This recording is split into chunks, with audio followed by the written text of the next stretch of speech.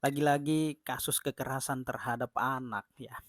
Sampai kapan anak-anak di negara kita ini bebas, lepas, merdeka dari persoalan hukum ya. Setiap kali menonton berita pasti ada yang ditayangkan kasus-kasus anak.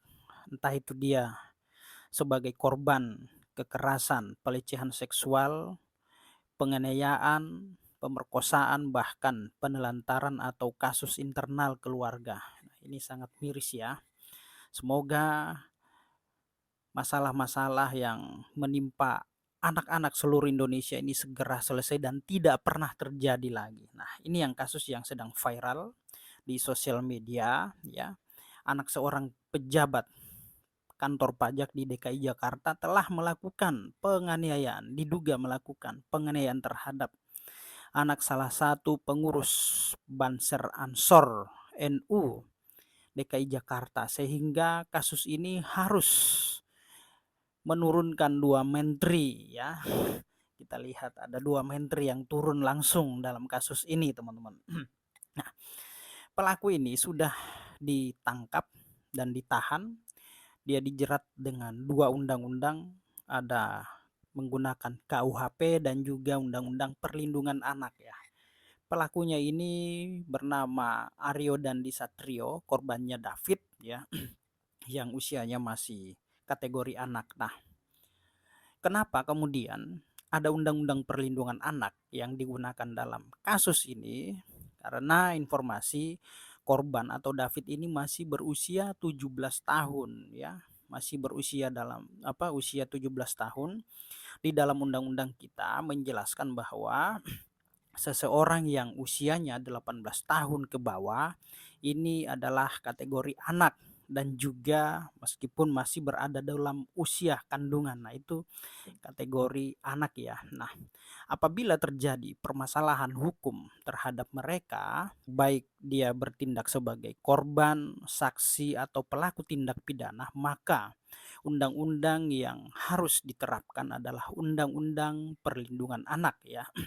Nah, seperti David, karena usianya masih dalam kategori anak, maka yang digunakan dalam penerapan atau menjerat kasus ini atau menjerat si pelaku yaitu pasal yang digunakan adalah pasal Undang-Undang Perlindungan Anak, teman-teman ya.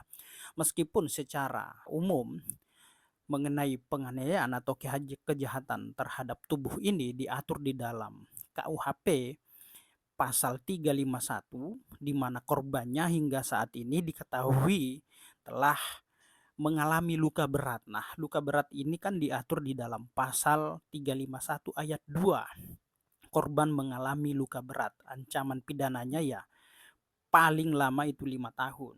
Dijunto, teman-teman ya. Dijunto ada Undang-Undang Perlindungan Anak. Nah, mengenai kekerasan terhadap anak maka diatur di dalam pasal 76C ya, dilarang melakukan kekerasan terhadap anak ya. Apabila itu dilakukan maka diancam pidana paling lama 5 tahun atau denda 100 juta rupiah. Nah, itu ada ketentuan pidananya diatur di dalam pasal 80 ayat 2 ya, 80 ayat 2 Undang-Undang Perlindungan Anak.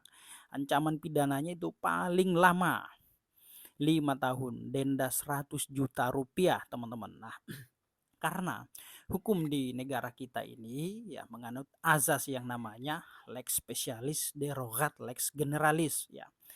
Ada kepentingan khusus menyampingkan kepentingan umum, itulah lex specialis derogat lex generalis ya.